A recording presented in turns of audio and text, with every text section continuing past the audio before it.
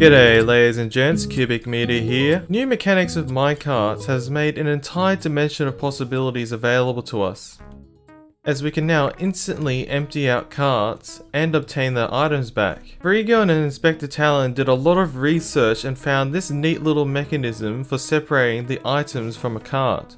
And this gives me an idea for an insane shulker box unloader, so let's go and build it. My basic idea is that we can use a dispenser to dispense hopper minecarts directly onto it. Please just forget that happened. As I was saying, my idea is to dispense hopper minecarts onto an activator rail like so, as this gives us the ability to also lock the rail in order to lock the hopper minecarts. But if we place an inventory like a shulker box above these hopper minecarts, they should tear through the inventory like crazy. That's looking a lot slower than it should be.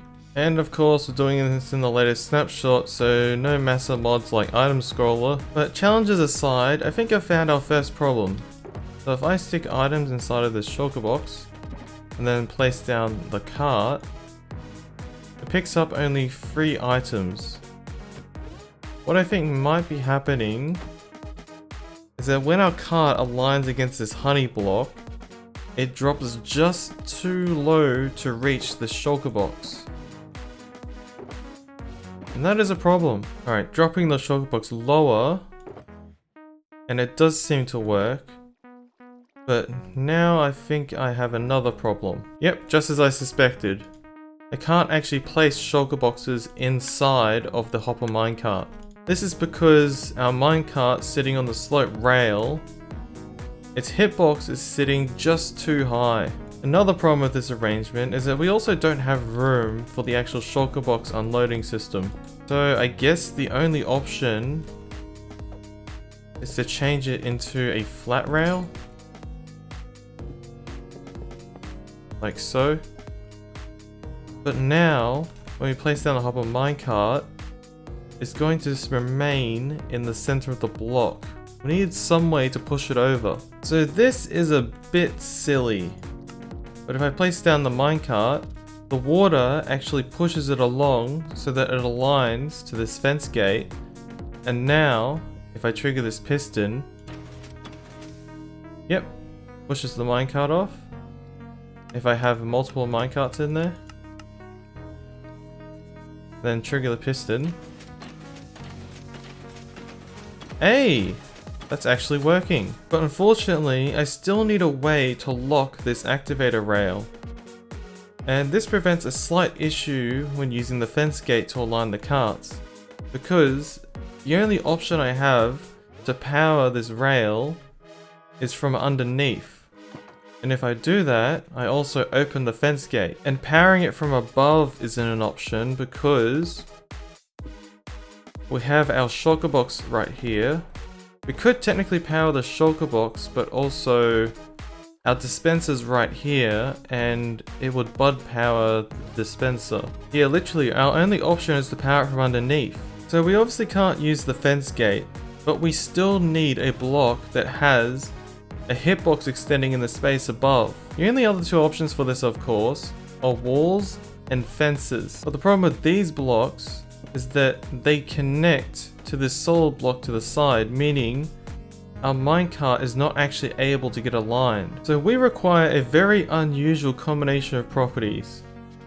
We need this block to not connect to this fence, while also being able to be hard powered in order to power our activator rail. Non-full cubes like slabs don't connect to these fences, however, they're transparent blocks and can't be hard powered.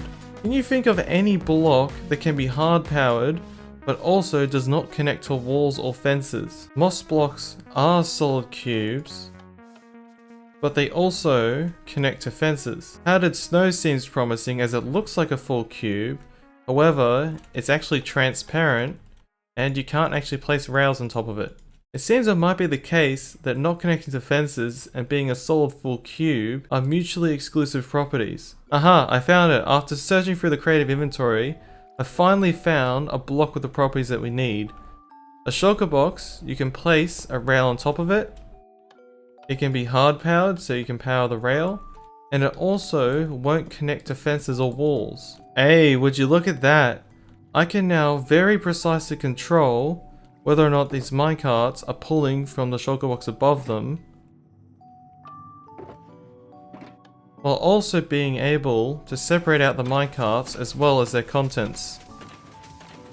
Building up the rest of the shulker box unloader, and all we have here is this design by Samus Sage, which amazingly it turns out to be extremely robust. Some designs age incredibly well. All we have here is a mechanism to keep our hopper minecarts locked while the system's idle.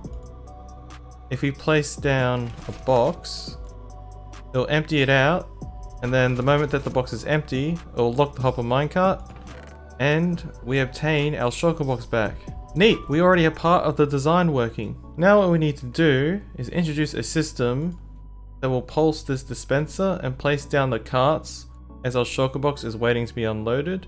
And then, once the first minecart starts filling up with items, we want to start pulsing this piston and continue pulsing the piston until all the minecarts have been converted back into their item form.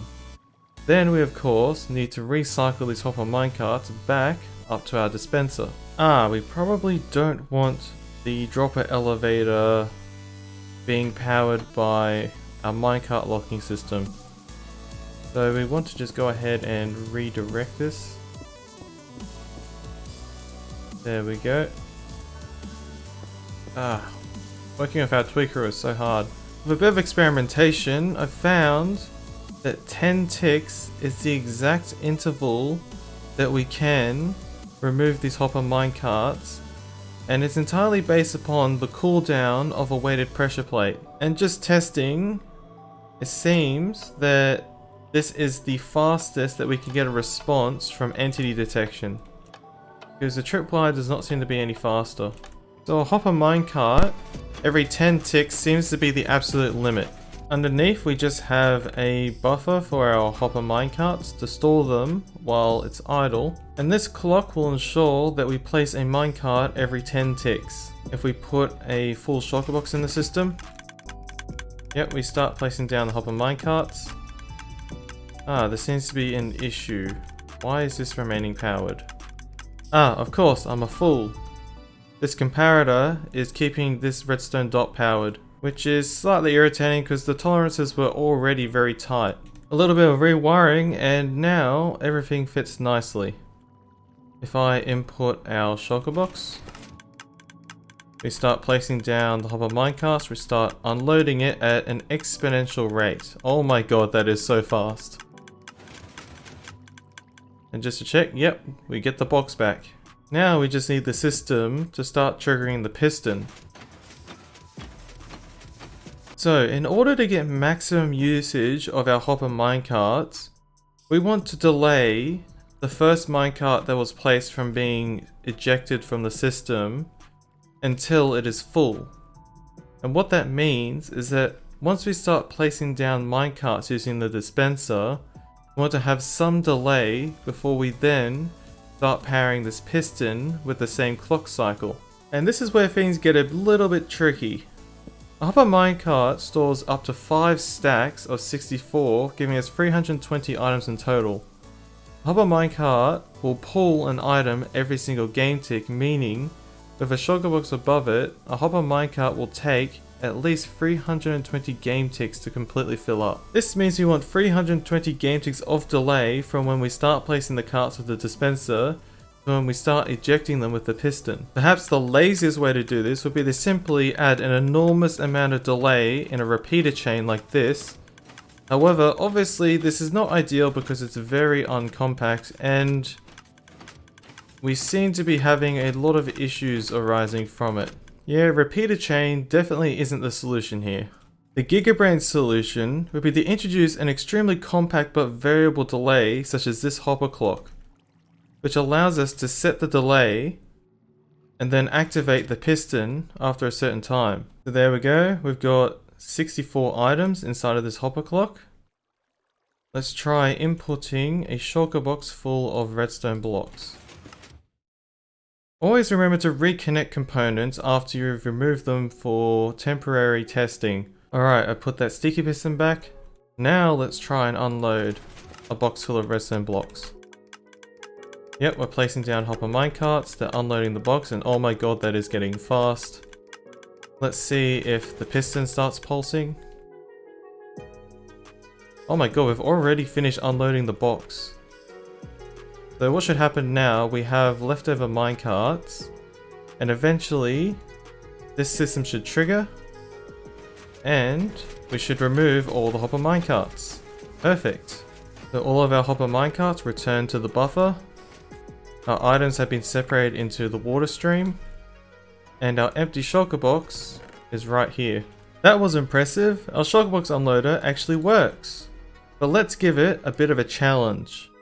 I've enabled carpets hopper counters up in the tab menu there. And let's put a much larger load of a full double chest and measure the output rate. Alright, we're placing down hopper minecarts. You can see the entity count climbing right there on my F3 screen. Sooner or later, it should start ejecting the minecarts. We have a look inside. Oh my god, that is so fast. Look how quickly it's tearing through those boxes. And as we place more hopper minecarts, it gets faster and faster and faster. Where are we at?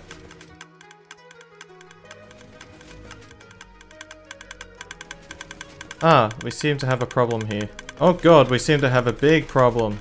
The first problem, we had interference from this torch, causing the piston that was here to extend.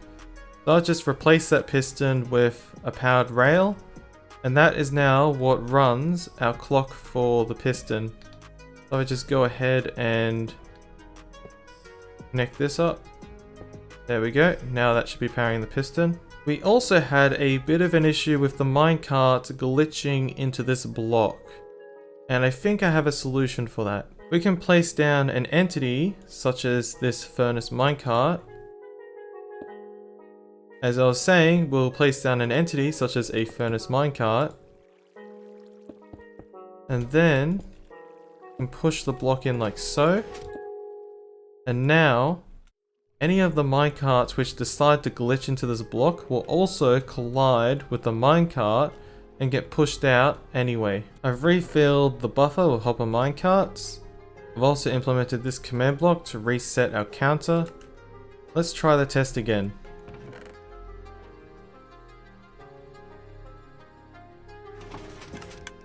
We place down the box.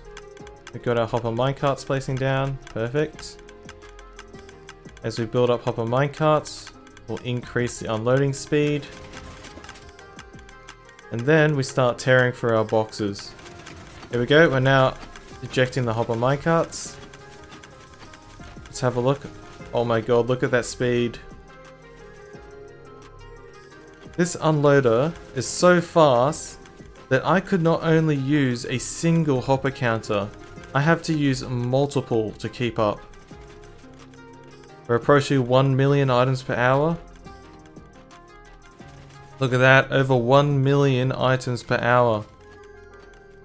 I wonder how far this can go. If we have a look at the shulker box now, yeah, we are absolutely tearing through those boxes.